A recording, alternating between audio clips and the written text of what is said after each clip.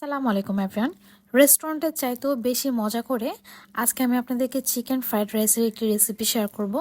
এই রেসিপিটি ফলো করে যদি আপনারা বাসায় একবার চিকেন ফ্রাইড রাইসটি তৈরি করে খান, আপনারা বাইরে থেকে আর চিকেন ফ্রাইড রাইস কিনে খেতে চাইবেন না। এটা খেতে এতটাই মজা হয় যে আমার বাসায় যখন আমি এটা তৈরি করি তখন এই ফ্রাইড রাইসটি খাওয়ার জন্য সাথে অন্য কিছুর আর প্রয়োজন হয় না। এটা সবাই এমনি এমনিই খেয়ে ফেলে।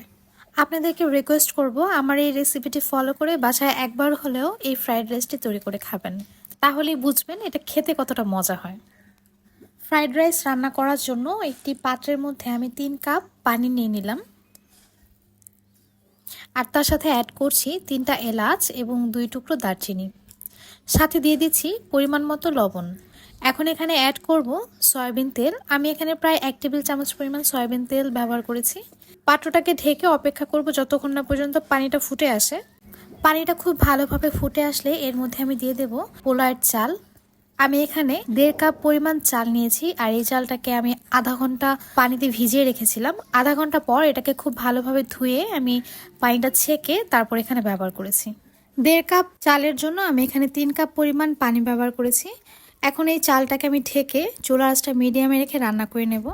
রান্না করার এক পর্যায়ে যখন পানিটা অনেকটাই শুকিয়ে আসবে আর মনে হবে চালটার ভেতরটা একটু শক্ত শক্ত রয়েছে, ঠিক তখন চুলার আঁচটা একদম কমে রেখে এটাকে ঢেকে রান্না করে নেব যতক্ষণ না পর্যন্ত পানিটা সম্পূর্ণ শুকিয়ে আসে। রেস্টুরেন্টের চাইতেও বেশি স্বাদে রান্না করতে চাইলে আমার রেসিপিটি কিন্তু হুবহু ফলো করতে হবে। চুলার আঁচটা একদম কমে রেখে আমি এই পোলাওটাকে এখন রান্না করে নিয়েছি, আর দেখতেই পারছেন এটা কতটা ঝরঝরে হয়েছে। এ পর্যায়ে চালটা হালকা একটু শক্ত আছে, তবে এটা কিন্তু ফুটে গিয়েছে। এখন আমি চালটাকে এইভাবে করে এটাকে দমে রান্না করে নেব আরও 5 থেকে 6 মিনিট। এ পর্যায়ে চুলার আঁচটা কিন্তু অফ থাকবে। 5 থেকে 6 মিনিট পর এই পোলাওটা কিন্তু একদম কুক হয়ে গিয়েছে, আর দেখতেই পারছেন এটা কতটা পারফেক্ট হয়েছে। একটা চালও কিন্তু ভেঙে যায়নি, আর এই পোলাওটা কিন্তু ভীষণ ঝরঝরে রয়েছে। এখন এই পোলাওটাকে আমি ঠান্ডা করে নেব। এক রেসিপিতেই কিন্তু 2টা রেসিপি পেয়ে গেলেন। এটা কিন্তু ঝরঝরে পোলাও রান্নার একটি রেসিপি শিখিয়ে দিলাম আপনাদেরকে। আশা করছি রেসিপিটি আপনাদের সবার খুব কাজে লাগবে। ফ্রাইড রাইস তৈরি করার জন্য একটি স্পেশাল সস তৈরি করে নেব। এজন্য আমি ম্যাগির চিকেন স্টক নিয়ে নিলাম 1টার অর্ধেক, আর তার সাথে অ্যাড করছি 1.25 কাপ পরিমাণ টমেটো কেচাপ। এখন এখানে দিয়ে দিচ্ছি 1 টেবিল চামচ পরিমাণ সয়া সস এবং দিয়ে দিচ্ছি 2 চা চামচ পরিমাণ ম্যাগি সস, সাথে সামান্য পরিমাণে ভিনেগার অ্যাড করছি। এখন এখানে দিয়ে দিচ্ছি চিলি অয়েল 2 চা চামচ পরিমাণ। এই চিলি অয়েলটা কিন্তু আমি বাসায় তৈরি করে নিয়েছি। আপনাদের কাছে চিলি অয়েলটা না থাকলে সেটা না দিলেও চলবে। আমি এখানে 1 চা চামচ পরিমাণ চিনি দিয়ে দিয়েছি এবং দিয়ে দিচ্ছি সামান্য পরিমাণে টেস্টিং সল্ট। রেস্টুরেন্টে যে কোনো খাবারে কিন্তু এই টেস্টিং সল্টটা ব্যবহার করা হয়। আজকে যেহেতু আমি বলেছি রেস্টুরেন্টের মতো করে আপনাদেরকে এই ফ্রাইড রাইসটি তৈরি করে দেবো, এই জন্যই টেস্টিং সল্টই ব্যবহার করছি। বাসায় সচরাচর রান্না করার জন্য কিন্তু আমি টেস্টিং সল্টটা ব্যবহার করি না।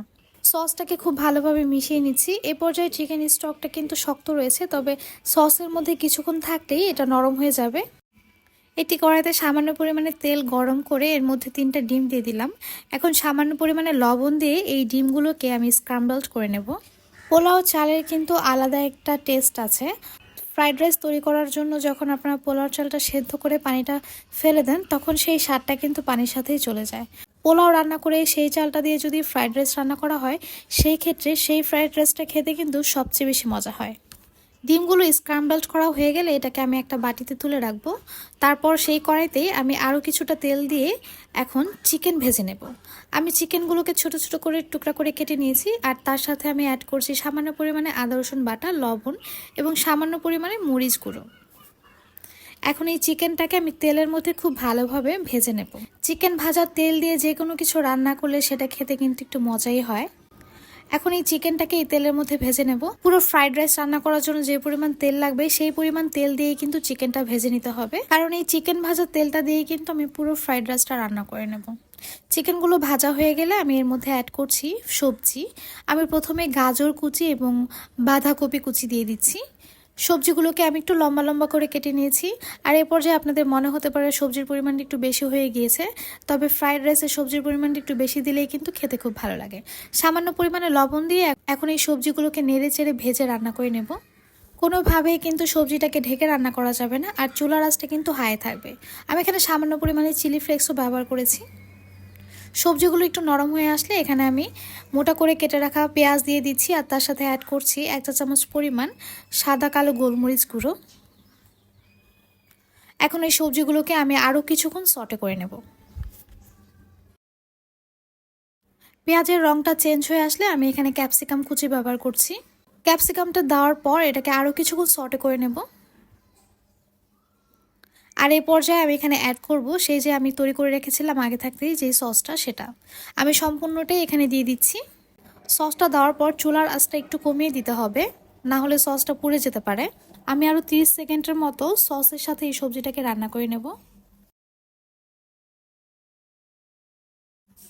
এখন এখানে অ্যাড করছি আগে থেকে যে পোলাওটা রান্না করে রেখেছিলাম সেটা। দেখতেই পারছেন চালটা কতটা ঝরঝরে হয়েছে। আর দিয়ে দিচ্ছি কাঁচামরিচ ফালি। এখন অ্যাড করছি সেই যে স্ক্র্যাম্বলড করে রেখেছিলাম ডিমগুলো, সেটা। সব কিছু দেওয়ার পর এখন খুব ভালোভাবে এই সবজি, সস এবং পোলাওটাকে মিশিয়ে নেব। এটাকে যত ভালোভাবে মেশাবেন এটা খেতে কিন্তু ততটাই ভালো হবে। পোলাওতে যে গরম মশলাগুলো দিয়েছিলাম সেটা আমি তুলে ফেলে দিচ্ছি। এখন চুলার আঁচটা হাই রেখে এই রাইসটাকে আমি রান্না করে নেব খুব ভালোভাবে। এটাকে নেড়ে চেড়ে খুব ভালোভাবে সটে করার পর দেখতেই পারছেন এটার কালারটা কতটা সুন্দর এসেছে। এই রাইসটা কতটা ঝরঝরে হয়েছে আর কতটা পারফেক্ট হয়েছে সেটা হয়তো আপনারা ভিডিওটি দেখেই বুঝতে পারছেন। রাইসটাকে আমি এইভাবে কড়ার মাঝখানে এনে ঢাকনা দিয়ে ঢেকে রাখবো, আর যখন খাওয়ার সময় হবে এটাকে সার্ভ করে খেয়ে নেব। এই রাইসটা কিন্তু রান্না হয়ে গিয়েছে আর দেখতেই পারছেন কতটা পারফেক্ট হয়েছে। আশা করছি আমার রেসিপিটি আপনাদের সবার খুব ভালো লেগেছে। ভালো লেগে থাকলে অবশ্যই চ্যানেলটি সাবস্ক্রাইব করে যাবেন এবং লাইক, শেয়ার, কমেন্ট করে আমার পাশে থাকবেন। আল্লাহ হাফেজ।